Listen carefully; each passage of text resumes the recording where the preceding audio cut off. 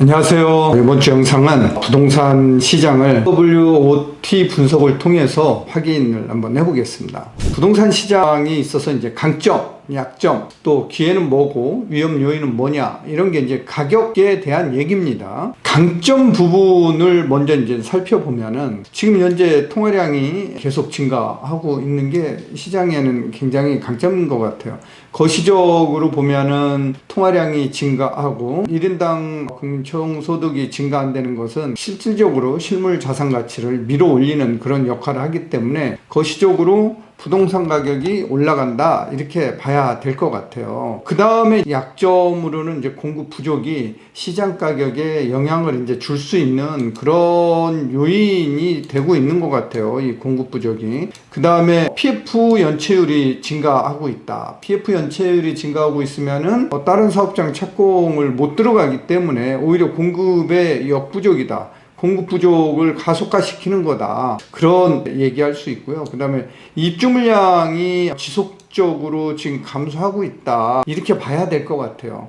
이런 이제 세 가지 원인은 가격을 상승시킬 수 있는 약점으로 보고 있다 말씀드릴 수 있고요. 투자자들 입장에서 무주택 내 집 마련을 지금 하려고 하는 분들한테서 기회는 뭐냐, 그게 이제 금리 인하 가능성이죠. 대출을 끼고 이제 내 집 마련하기가 이제 수월해지는 거죠. 그 다음에 지금 거래량이 증가하고 있다라는 거죠. 거래량이 증가하면은 아파트 가격이 이제 상승하게 돼 있어요. 거래량이 떨어지면은 가격은 떨어지게 돼 있어요. 이게 비례하는 걸로 나오죠. 시장의 위험 요인은 뭐냐? 역시 체계적 위험인 시장의 규제가 있는 거죠. 시장에 규제가 있어서 이게 규제를 하게 되면은 우리가 이제 주택 공급은 신축 공급도 공급이지만 다주택자의 물량이 시장으로 나오는 것도 이거 굉장한 공급이거든요. 규제가 심하면은 이게 동맥경화 현상을 일으키는 거죠. 순환이 안 되는 거죠.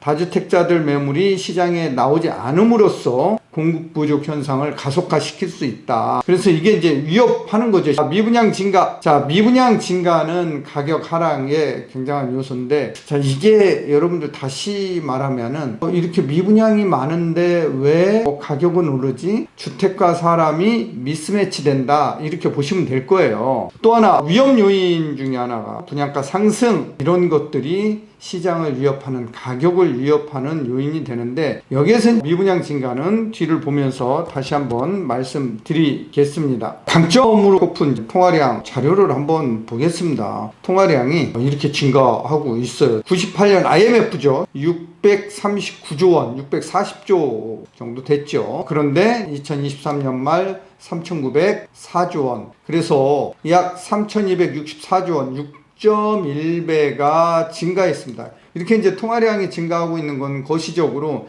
시장의 강점 요인으로 작용하는, 부동산 가격이 S&P 500 지수처럼 결국에는 우상향으로 가 있는, 이게 이제 거시적인 지표 중에 하나로 보시면 되는 거죠. 2008년도에 통화량이 얼마였느냐? 1325조 원이었습니다. 근데 3904조 원 지난해 말 비교하면은 2479조 원, 약 1.5배가 증가했다. 우리가 이제 M2 통화량이라는 것은 MMF라든가 2년 미만 정기예금, 적금, 수익증권, CD 등을 얘기하는 겁니다. 이런 것들이 이렇게 이제 지금 증가하고 있다. 그래서 거시적으로 보면은 부동산 가격은 우상향할 거다, 이렇게 이제 보시면은 될 것 같아요. 그 다음에 우리가 시장의 강점으로 또 꼽는 연간 GNI 증가죠. 연간 1인당 국민 총소득이, 여기 보시면은 2000년 기준부터 나왔는데 98년 거부터 살펴보도록 하겠습니다. 98년도 IMF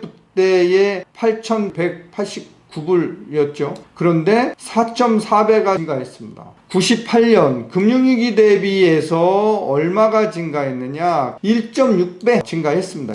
그래서 이렇게 이제 통화량이 증가하고 소득이 증가하면은 이 지표는 거시적인 지표다. 실물자산 가격이 올라갈 수 있는 것을 예견할 수 있는 그런 지표다. 이렇게 보시면 될 것 같습니다. 약점으로 꼽히는 공급 부족, 뒷부분에 얘기하겠지만 미분양이 넘쳐나는 곳에 가격은 안 오릅니다. 그 미분양이 많다라는 것은 공급이 많다라는 거잖아요. 그런데 전국적으로 우리가 이제 시장을 볼 때 어떻게 볼 거냐, 2022년에서 2024년 3년 동안은 시장 침체에 따른 공급 감소로 약 47만 호 공급 부족 누적이라고 돼 있어요. 여기 보시면 전국의 숫자가 여기에 있죠. 보시면은 누계로 46만 9천 호가 지금 이제 부족한 거고요. 이제 수도권은 서울, 경기, 인천을 얘기하는데 공급 부족이 36만 2천으로 나와 있습니다. 이렇게 공급이 부족하다. 주택산업연구원 자료를 우리가 지금 보고 있는 겁니다. 이렇게 공급이 지금 시장에 부족한 게 굉장히 큰 약점이다. 가격 상승을 부채질할 수 있는 그런 요소가 되기 때문에 굉장히 시장 가격이 올라갈 수 있는 그런 부분이죠. 또 입주 물량 감소를 들 수 있겠네요. 서울 지역이 우리가 부동산 114 자료를 보면은 지난해 32,879건에서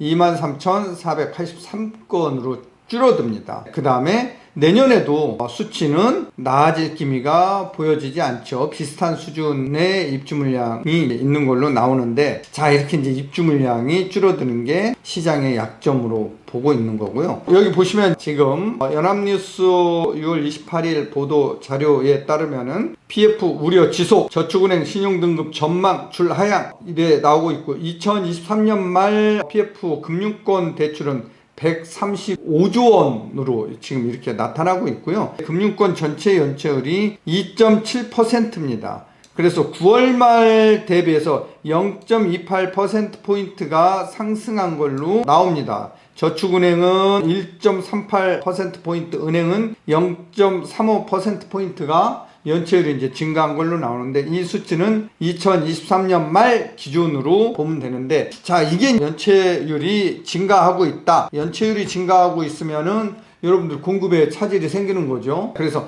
가격 상승에 이게 이제 시장의 약점 요인이죠. 시공사들이 이게 이제 연체가 많으면은 다른 사업장 착공을 이제 못 하잖아요. 현금 흐름 때문에. 그런 이제 문제가 있는 거죠. 반면에 기회 요인도 있는 거죠. 무주택 실수요자들이 내 집 마련을 할까? 기회가 어떤 기회가 있을까? 실수요자들은 돈이 항상 조금 부족한 상황인데, 그러면은 이제 대출을 끼고 내 집 마련에 나서야 되는데, 미 5월 근원 PC 전월 대비 2.6% 상승, 금리 인하 실력, 뭐 이런 기사가 나오고, 미국의 기사를 종합을 해보면은 파월은 내릴 수도 있다라고 얘기하면 매파는 뭐 못 내리겠다, 또 비둘기파는 뭐 내려도 될 것 같다. 지금 막 혼조 양상이 계속 되고 있어요. 근데 이런 것들 기사가 나오는 걸 보면은 3분기 말 또는 4분기 경에는 0.25%포인트 정도는 금리가 인하되지 않을까. 그러면은 금리가 높기 때문에 내가 좀 내 집 마련을 미뤄둬야 되겠다.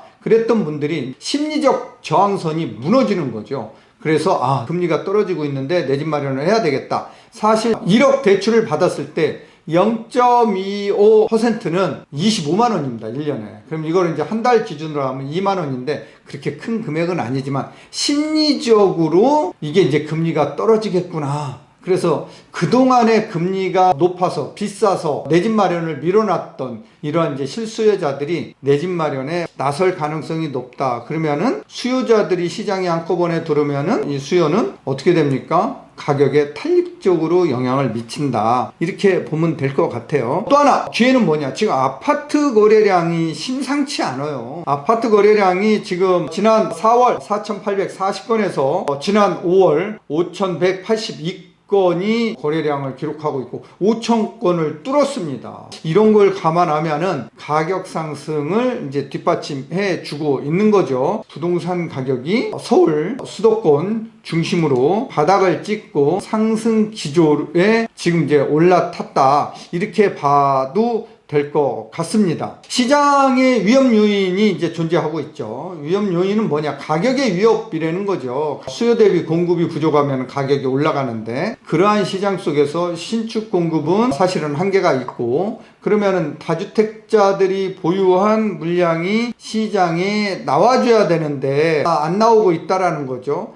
그런데 그러한 것들이 어떤 것 때문에 그러냐? 세금 규제, 이런 것들이죠. 이런 규제들 때문에 이게 이제 시장의 위험 요인이 지금 되고 있는 거죠. 특히 이제 대출 규제도 우리가 이제 LTV도 있고, DTI도 있고, DSR도 있고, 스트레스 DSR이 이제 곧 시행될 예정에 있는데, 대출 규제를 한다라고 해서 시장에 무주택자들이 못 들어가는 건 아닙니다. 우리나라는 전세 제도가 있기 때문에 전세를 끼고 시장에 진입해서 내 집 마련에 나설 수 있다, 이렇게 봐야 될 것 같아요. 또 정책 규제가 있죠. 이러한 정책 규제는 공급에 이제 문제가 될 수 있는 거죠. 안전진단이라든가 분양가 상한제라든가 재건축 부담금이라든가 이런 것들은 이제 공급에 문제가 되는 거고요. 임대차 3법이라든가 전세가격 상승의 주범으로 꼽히는 거죠. 주택임대사업자, 개인 법인에 대한 규제, 자, 이런 것도 전세가격 상승의 주 요인이죠. 실거주 의무, 자, 이것도 전세가격, 토지거래 허가구역,